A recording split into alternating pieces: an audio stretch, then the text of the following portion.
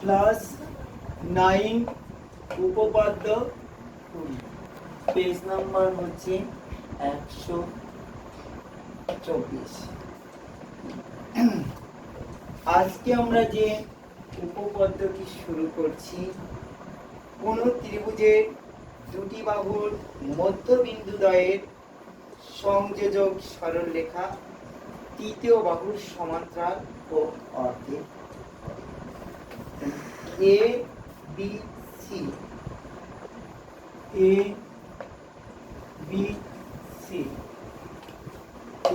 C একটি ত্রিভুজ। ABC ত্রিভুজের এবি বাহুর এবি বাহুর মধ্যবিন্দু এবং এসি বাহুর মধ্যবিন্দু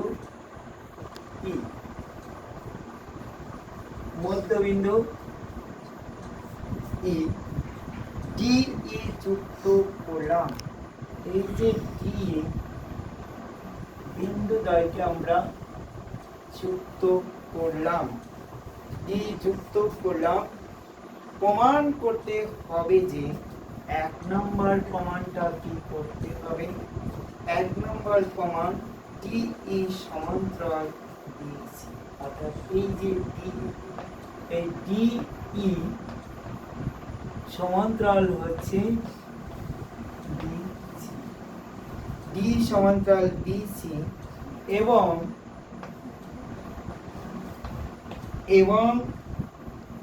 ডি সমান সমান এবং 2 নম্বর প্রমাণ আর কি, 2 নম্বর হচ্ছে ডি ই সমান সমান হাফ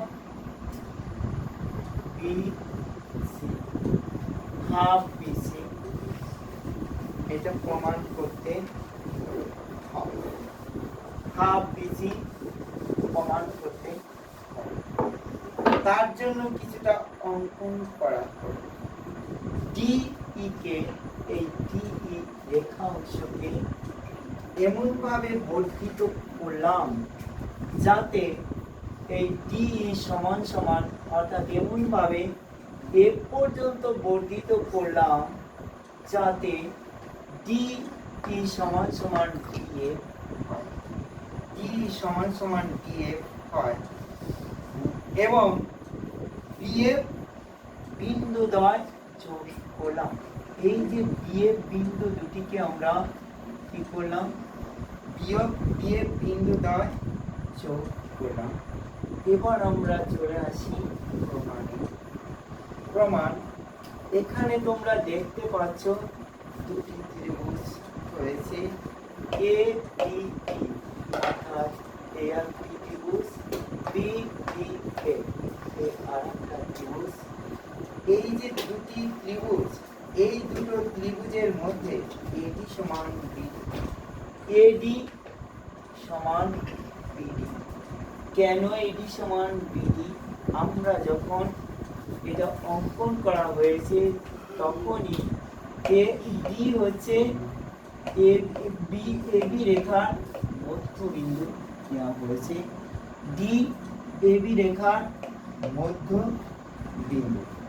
মধ্যবিন্দু নেওয়া হয়েছে, অর্থাৎ এডি সমান ডি। এটা স্বীকার করা হয়েছে। কোণ এডিই, এই কোণটা সমান সমান কোণ হচ্ছে বিডিএফ। এই কোণটা কেন সমান হলো, এডিই এই কোণের বিপরীত কোণ হচ্ছে বিডিএফ, বিপরীত কোণ। আমরা ক্লাস 8 এর 1 নম্বর উপপাদ্যে আমরা কি পড়েছিলাম, যে কোন দুটি সরলরেখা পরস্পরকে ছেদ করলে বিপরীত কোণদ্বয় সমান হয়, এটা সমান। আচ্ছা, তারপরে দেখো ডিই সমান ডিএ, এই যে ডিই সমান সমান ডিএ, এটা যখন আঁকা হয়েছে তখনই হচ্ছে এই ডি এফ সমান করে এফ অঙ্কন করা হয়েছে। তাহলে এবার সর্বসমতার নিয়ম অনুযায়ী কোনো ত্রিভুজের যে কোনো ত্রিভুজের যদি দুটি বাহু যে কোনো ত্রিভুজের দুটি বাহু সমান এবং একটি কোণ সমান হয়, তাহলে ত্রিভুজ দুটো কি ধরনের ত্রিভুজ হবে?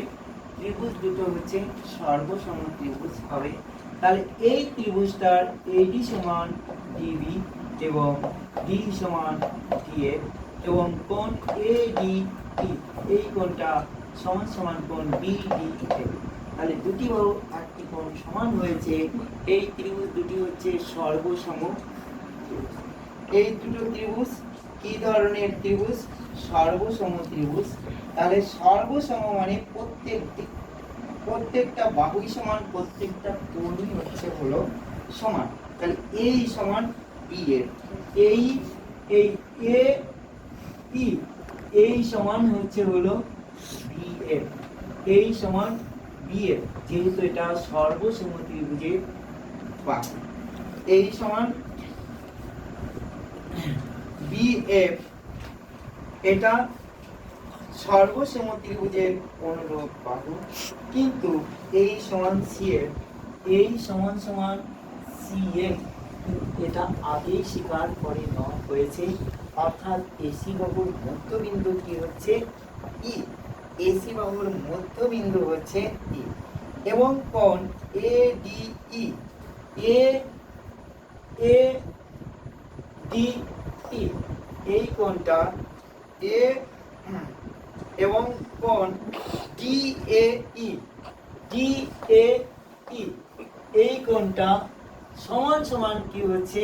কোণ ডিবিএফ। এই কোণটা কি ধরনের কোণ? কিন্তু এরা হচ্ছে একান্তর কোণ। অর্থাৎ যে কোনো বাহুকে যদি একটি সরলরেখা ছেদ করে যায়, একান্তর কোণ যদি সমান হয়, তাহলে তারা কি হবে? সমান্তরাল হবে। অর্থাৎ বিএফ সমান্তরাল এই বিএফ এই রেখাটা সমান্তরাল হয়ে যাচ্ছে। বিএফ সমান্তরাল হচ্ছে এই